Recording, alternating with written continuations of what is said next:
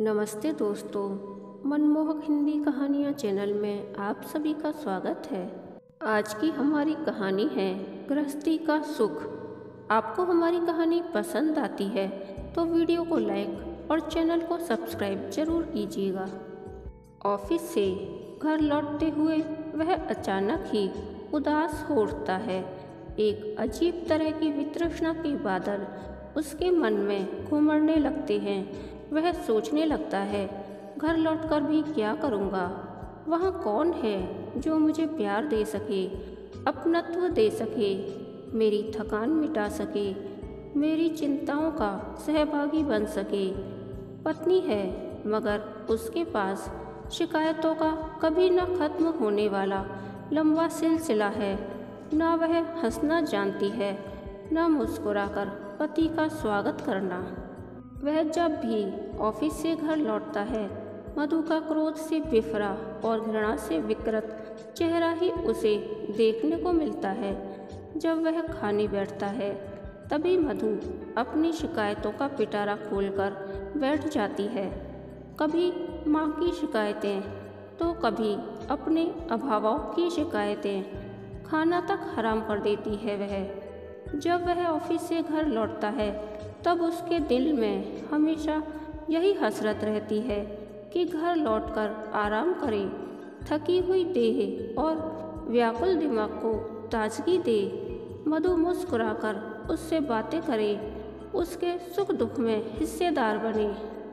मगर यह सब सुख जैसे किसी ने उससे छीन लिया है। पूरा घर ही उसे खराब लगता है। घर के हर शख्स के पास अपनी अपनी शिकायतें हैं, अपना अपना रोना है। सब जैसे उसी को निचोड़ डालना चाहते हैं। किसी को भी उसकी परवाह नहीं है। कोई भी यह सोचना नहीं चाहता कि उसकी भी कुछ समस्याएं हैं, उसकी भी कुछ इच्छाएं हैं। दिन भर ऑफिस में फाइलों से माथापच्ची करते करते उसका दिमाग थक जाता है। उसे जिंदगी नीरस लगने लगती है। मगर घर में कोई भी ऐसा नहीं था जो उसकी नीरसता को खत्म कर उसमें आने वाले कल के लिए स्फूर्ति भर सके। मधु को शिकायत है कि वह माँ का पक्ष लेता है।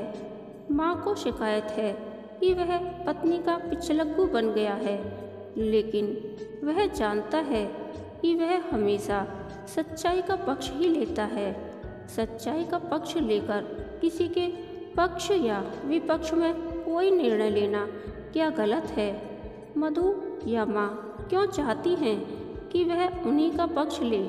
वे दोनों उसे समझने की कोशिश क्यों नहीं करती? वह समझ नहीं पाता कि ये औरतें क्यों छोटी छोटी बातों के लिए लड़ती झगड़ती रहती हैं, चैन से उसे जीने क्यों नहीं देती? उसे याद है, शादी के प्रारंभिक दिनों में सब कुछ ठीक ठाक था। मधु हमेशा हंसती मुस्कुराती रहती थी। घर के काम काज में भी उसे कितना सुख मिलता था। माँ का हाथ बटाते हुए वह कितना आनंद महसूस करती थी। देवर नंदों से वह बड़े स्नेह से पेश आती थी। मगर कुछ समय से उसका स्वभाव कितना बदल गया है। बात बात पर क्रोध से भर जाती है। घर के काम काज में भी हाथ बटाना उसने बंद कर दिया है। माँ से सहयोग करने की बजाय हमेशा उससे लड़ती झगड़ती रहती है। किसी के साथ भी मधु का सलूक ठीक नहीं रहा है।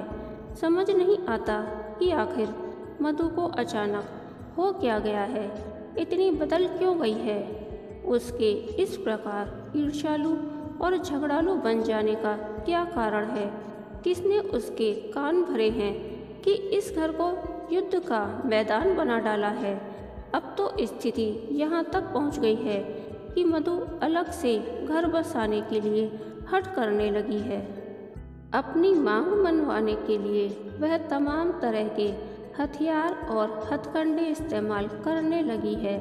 वह जब भी खाना खाने बैठता है, उसके साथ आकर वह बैठ जाती है।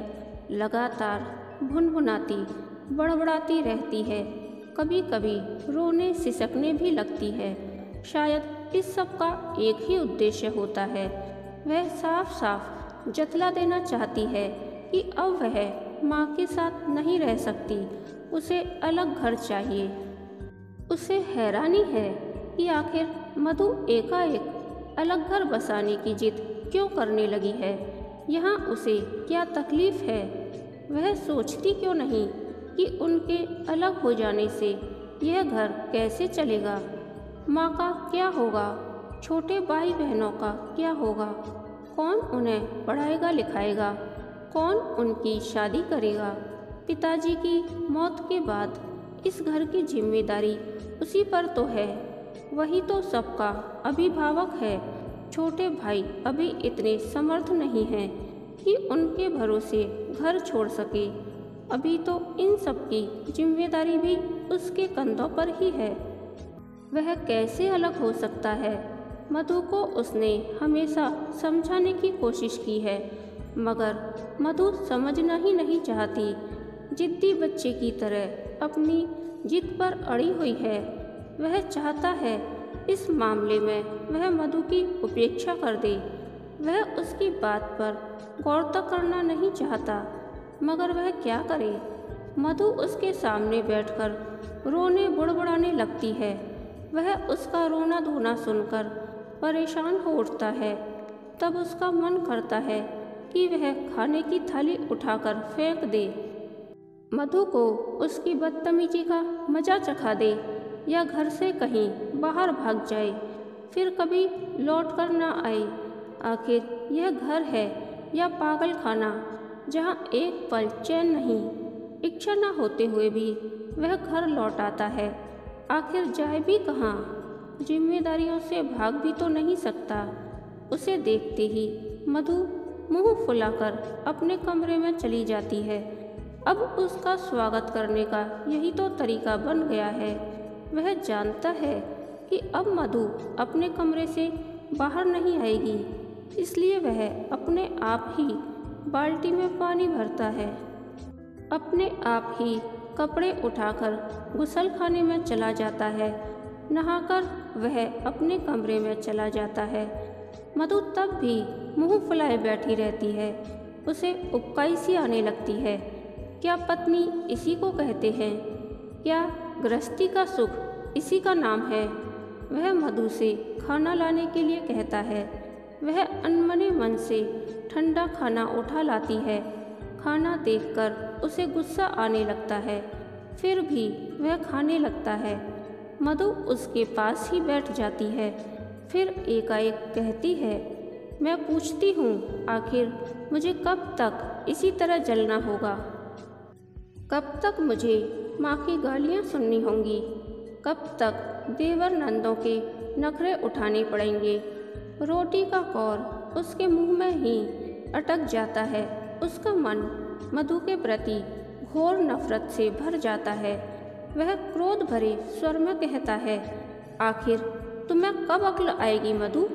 तुम मेरा खून करने पर क्यों तुली हुई हो? कभी थोड़ा बहुत सोच भी लिया करो। कम से कम खाना तो आराम से खा लेने दिया करो। यदि तुम्हें कोई शिकायत है तो खाना खाने के बाद भी तो कह सकती हो। क्या यह जरूरी है कि जब भी मैं खाने बैठूं तुम अपनी शिकायतें लेकर बैठ जाओ? प्यार की कोई बात करना तो दूर, हमेशा जली कटी बातें ही करती रहती हो। हमेशा की तरह मधु रोने लगती है।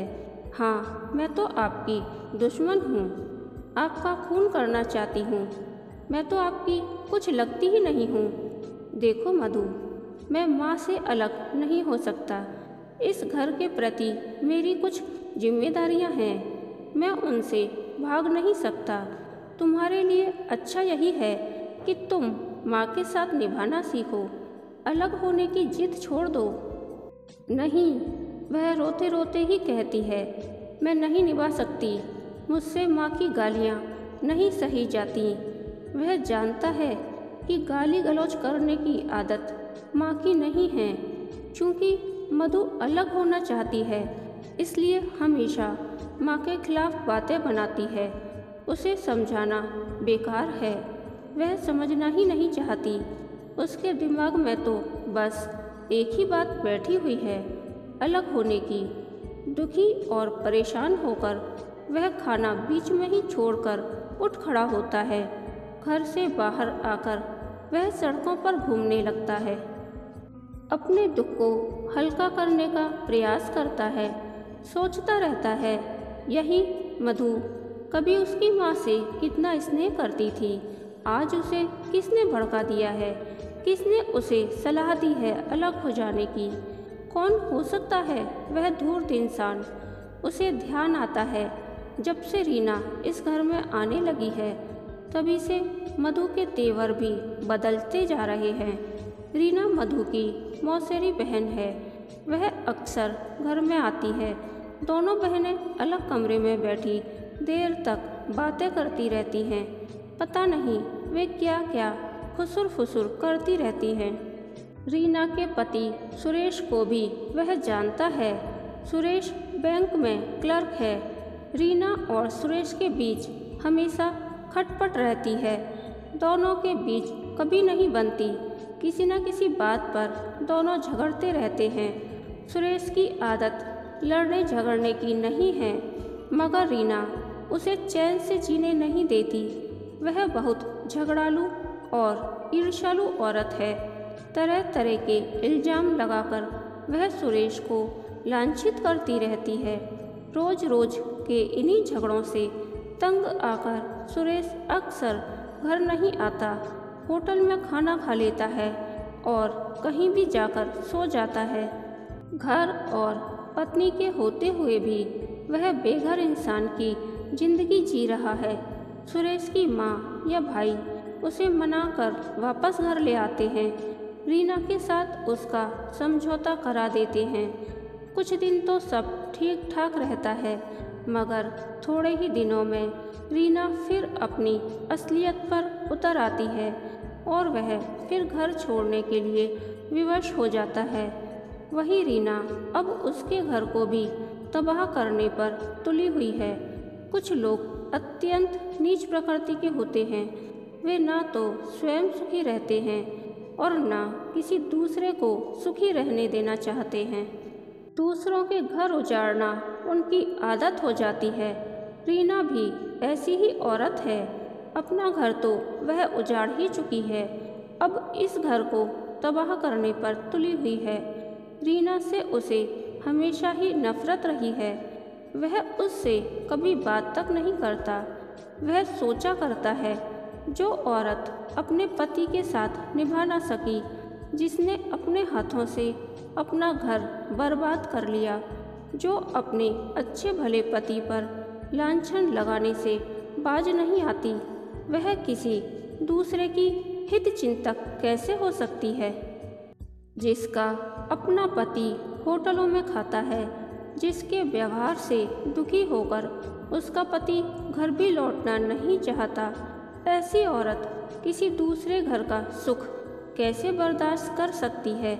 रीना जब भी इस घर में आती है, वह उसकी उपेक्षा कर देता है।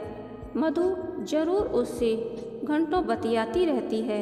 शायद इसीलिए इस घर की रगों में उस जहरीली नागिन का जहर फैलता जा रहा है। इस घर की शांत और सुखी जिंदगी तबाह होती जा रही है। लेकिन रीना पर इल्ज़ाम लगाने से पूर्व वह पूरी तरह इत्मीनान कर लेना चाहता था कि इस स्थिति के लिए वाकई वही जिम्मेदार है। अगर वही इस सब की जड़ में है तो उसे काटना ही होगा। उसकी काली करतूत का मजा उसे चखाना ही होगा। इस सांप के फन को यहीं कुचल देना होगा। काफ़ी रात गई तक वह सड़कों पर घूमता रहा, फिर वापस लौट आया इस निर्णय के साथ कि वह सही स्थिति का पता लगाकर रहेगा, असली अपराधी को दंडित करके रहेगा। अगले दिन सुबह सुबह ही रीना आधमकी, चेहरे पर झलकती वही कुटिल मुस्कान और आंखों में वही कमीनापन। उसे देखते ही वह क्रोध से भर गया। उसने सोच लिया कि आज फैसला करके ही रहेगा। रीना और मधु हमेशा की तरह अलग कमरे में बैठ गईं। दोनों के बीच खुसुर फुसुर होने लगी। वह दरवाजे के पास खड़ा होकर दोनों की बातें सुनने लगा। रीना धीमे धीमे स्वर में कह रही थी, तुम तो मूर्ख हो मधु, तुम समझती क्यों नहीं? तुम इस घर की बहू हो, कोई नौकरानी तो हो नहीं। तुम्हें क्या पड़ी है कि तुम सास की मिन्नत चिरोरी करती फिरो? तुम क्यों किसी की धौंस सहो? आखिर इस घर में कमाता कौन है? तुम्हारा पति ही तो। फिर तुम्हें देवर नंदों के नखरे उठाने की क्या ज़रूरत है? वह चुपचाप सुनती रही। रीना मधु को समझाती रही। मधु उसे अपनी सबसे बड़ी हित चिंतक समझती थी, जबकि वह उसे बर्बाद करने पर तुली थी। काफ़ी देर तक वह सुनता रहा। वह अपने आप को रोक नहीं पाया। दरवाजे की ओट से निकलकर वह भीतर चला गया। उसे इस प्रकार अप्रत्याशित रूप से आया देखकर दोनों बहनें सकपका गईं, मगर रीना तुरंत ही संभल गई। वह मुस्कुराकर बोली, आइए जीजा जी, आप तो कभी हमारे साथ बैठते ही नहीं, हमसे कभी बोलते ही नहीं। आज मैं तुमसे बातें करने के लिए ही आया हूँ। वह बोला। उसकी आवाज़ में व्यंग का पुट था। रीना सकपका सी गई, फिर बोली, आपकी तबीयत कैसी है? तुम्हारी मेहरबानी से अच्छा ही हूँ, कटु और व्यंग भरी आवाज़ में बोला। लेकिन फिर अपने स्वर को मधुर बनाकर पूछा, सुरेश भाई साहब के क्या हाल हैं? ठीक हैं, रीना ने जवाब दिया। इस प्रसंग से वह बचना चाहती थी। यह उसका एक कमज़ोर पहलू जो था। सुना है पिछले कई दिनों से वे घर पर नहीं लौटे। रीना का चेहरा पीला पड़ गया। भरे बाजार में जैसे उसे किसी ने निर्वस्त्र कर दिया हो। कोई उपयुक्त जवाब उसे नहीं सूझा। फिर भी उसने कहा, यह तो उनकी मर्जी है, मैं क्या कर सकती हूँ? सुना है आजकल खाना भी वे होटल में ही खाते हैं। वह एक के बाद एक सवाल करता गया। रीना की असली तस्वीर को वह मधु के सामने प्रकट कर देना चाहता था, ताकि मधु पहचान सके कि रीना कैसी औरत है। मधु रीना को अपनी सबसे बड़ी हित चिंतक समझती थी। वह उसकी बातों में आकर उस पर विश्वास करके अपने घर को तबाह करने पर तुली हुई थी। मधु के सामने रीना की पोल खोल देना बहुत ज़रूरी था। मधु बड़ी हैरानी से उसे देख रही थी। उसे आश्चर्य हो रहा था कि आज वह कैसी बातें कर रहा है। रीना का अपमान करने पर क्यों तुला हुआ है? रीना अपनी सफाई देती हुई बोली, अब देखिए ना जीजा जी, उनके लिए घर में क्या जगह नहीं है? घर में खाना नहीं है, लेकिन मुझे बदनाम करने के लिए वे होटलों में रहते हैं। होटलों में सोने खाने का ना तो सुरेश का शौक है और न ही वह तुम्हें बदनाम करना चाहता है। तुम अपनी गलतियों पर पर्दा क्यों डालना चाहती हो? तुम यह क्यों नहीं स्वीकार करती कि तुम्हारे व्यवहार की वजह से ही सुरेश यह जिंदगी जीने को विवश हुआ है। मैं मानता हूँ कि वह घर में होगा तो उसे सोने की जगह और खाने को रोटी मिल जाएगी, मगर घर सिर्फ खाने और सोने के लिए ही नहीं होता। वहाँ और भी बहुत कुछ होता है। प्यार होता है, मधुर संबंध होते हैं। तुमने कभी अपने पति को प्यार दिया है? पत्नीत्व का सुख दिया है? सुरेश दफ्तर से लौटता है और तुम मुस्कुराकर उसका स्वागत करने की बजाय उसे जली कटी सुनाने लगती हो। उस पर तरह तरह के लांछन लगाती हो। आखिर कोई कब तक बर्दाश्त कर सकता है? वह होटल में नहीं जाएगा तो क्या करेगा? वह क्रोध और आवेश में रीना पर बरस पड़ा। रीना इस अपमान को बर्दाश्त नहीं कर पाई। तिल मिलाकर उठ गई।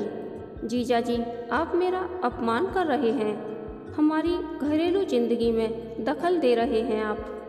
मैं मानता हूँ कि मैं तुम्हारी घरेलू जिंदगी में दखल दे रहा हूँ, मगर तुम्हें भी हमारे घरेलू मामलों में दखल देने का क्या अधिकार है? तुम क्यों हमारे घर की बर्बादी पर जश्न मनाना चाहती हो? तुम यहाँ किस लिए आती हो? इसीलिए ना कि तुम मधु को हम सबके खिलाफ भड़का सको, इस घर की शांति को भी खत्म कर सको। अपना घर तो तुमने तबाह कर ही लिया है, अब हमारा घर तबाह करने पर तुली हुई हो। रीना इस अपमान को झेल नहीं पाई। क्रोध और आवेश में आकर वह जाने लगी। मधु, मैं नहीं जानती थी कि इस घर में मेरा इस प्रकार अपमान होगा। मधु ने उसे रोकना चाहा, मगर वह उसे मना करते हुए बोला, उसे जाने दो मधु, और उससे कह दो कि फिर कभी हमारे घर ना आए। हमें ऐसे हितचिंतकों की ज़रूरत नहीं है। रीना चली गई तो मधु रोने लगी। यह आज आपको क्या हो गया है? आपने मेरी बहन का अपमान किया है। उसने मधु को समझाया, उसे अपनी बहन मत कहो। जो औरत तुम्हारी बसी बसाई गृहस्थी उजाड़ना चाहती है, तुम्हारे सुखों को जला डालना चाहती है, उसे बहन समझना तुम्हारी बहुत बड़ी भूल है। जानती हो सुरेश की क्या हालत है? अपना घर और अपनी पत्नी होते हुए भी वह बेचारा आवारों जैसी जिंदगी जी रहा है। न उसके रहने का कोई ठिकाना है, न खाने का। कभी कहीं पड़ा रहता है, कभी कहीं। उसकी यह दशा किसने की है? तुम्हारी इसी प्यारी बहन ने। रीना उसे चैन से नहीं जीने देती, उससे हर समय झगड़ती रहती है। वह न खुद शांति से रहती है, न दूसरों को रहने देती है। वही रीना हर रोज़ तुम्हें कोई न कोई पाठ पढ़ा जाती है। हर रोज़ तुम्हें किसी नए षड्यंत्र में उलझा जाती है, क्योंकि उसे तुम्हारा सुख बर्दाश्त नहीं है। अपनी तरह वह तुम्हें भी उजाड़ डालना चाहती है। मधु, जरा याद करो, पहले हम कितने सुखी थे। तुम भी खुश रहती थी, माँ भी खुश थी। कैसी हंसी खुशी से हमारी ज़िंदगी बीत रही थी। न तुम्हें किसी से कोई शिकायत थी और न किसी को तुमसे। लेकिन आज क्या हालत है? दिन रात तुम क्रोध और घृणा से भरी रहती हो। हर रोज़ माँ से तुम्हारी लड़ाई होती है। तुम्हें किसी से प्यार नहीं रह गया है। मुझसे भी तुम प्यार के बजाय शिकायतें ही करती रहती हो। क्यों? सिर्फ रीना की वजह से। वह एक मक्कार और धूर्त औरत है। कुछ लोग ऐसे ही होते हैं जो कभी किसी का सुख बर्दाश्त नहीं कर पाते। रीना ऐसी ही औरत है। मुझे समझने की कोशिश करो मधु, मेरी जिम्मेदारियों को समझने की कोशिश करो। रीना की बातों से हटकर सोचने की कोशिश करो। इस घर को उजाड़ने की बजाय बसाने की कोशिश करो। मधु भौचक्की सी रह गई। उसे लगा जैसे उसके दिमाग के पर्दे खुलने शुरू हो गए हैं। उसकी आंखों में आंसू आ गए। वह पति के कंधे पर सिर रखकर आत्मग्लानि व आत्मसमर्पण से सिसकने लगी। आज कितने दिनों बाद वह घर में सुख महसूस कर रहा था। कहानी के अंत तक बने रहने के लिए धन्यवाद। यह कहानी आपको कैसी लगी, प्लीज़ कमेंट करके बताइए।